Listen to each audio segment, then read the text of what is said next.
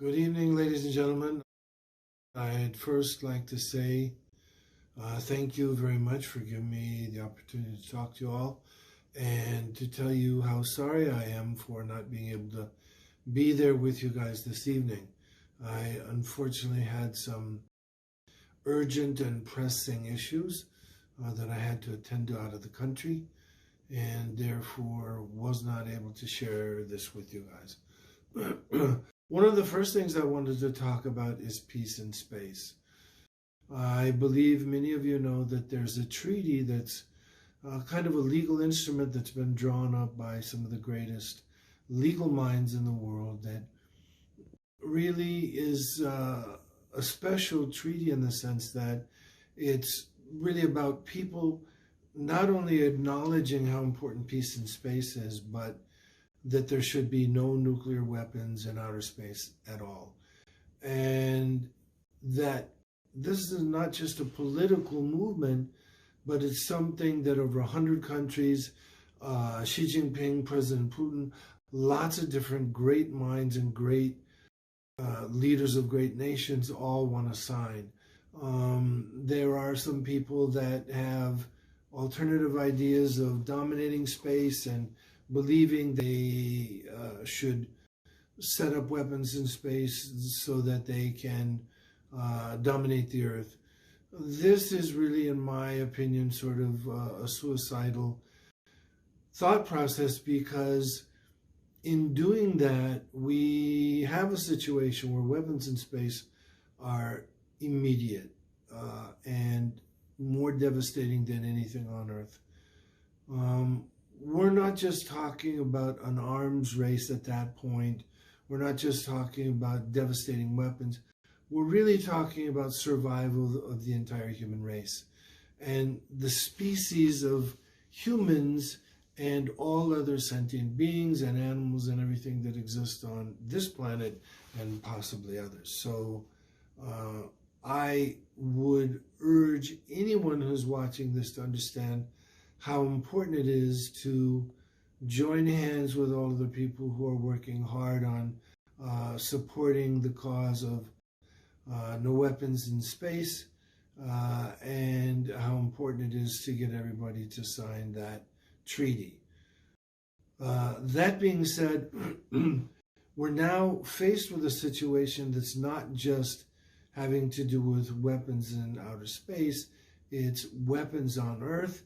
It is all of the natural disasters, all of the diseases. There are a multitude of things that have reached a point where we, as human beings, are very close to extinction. And as many of you know, we've had on the planet Earth several extinctions. At this point, we are much closer to the extinction of the human race than any of you or many of you may know.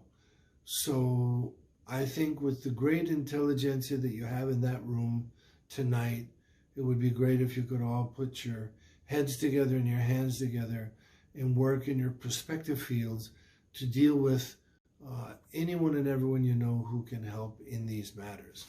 I'd like to say thank you very much to Mr. Ziegel for all of the tireless work that he's done on his exploration and research in outer space and the extraterrestrial phenomenon. If asked, I do believe that we are not alone. Excuse me, I do believe that we have a multitude of data and information that is being sort of repressed out there for one reason or another, and that probably, whether anyone likes it or not, I think a lot of this stuff is going to come out and come forward. I do not believe that we are in imminent peril from any other intelligence or hostile forces out there. I just think that we are now in a situation where we need to start listening very carefully to those with wisdom and knowledge and start implementing it in order to ensure our survival. So, thank you very much for asking me to come and speak. I'm hoping that I will get an opportunity again to be with you guys. It's kind of difficult to talk to a phone, but at any rate, I'm sort of, hopeful. I'm not a pessimist, I'm an optimist. I'm hopeful that all of the great genius that we have, you know, in the universe, not just this planet, but on this planet and otherwise, that we can put our collective minds and mind stream together and realize that we are all one family. We are all one family, and we need to help each other and protect each other and take care of each other. Thank you very much for everything. Hope to see you all soon.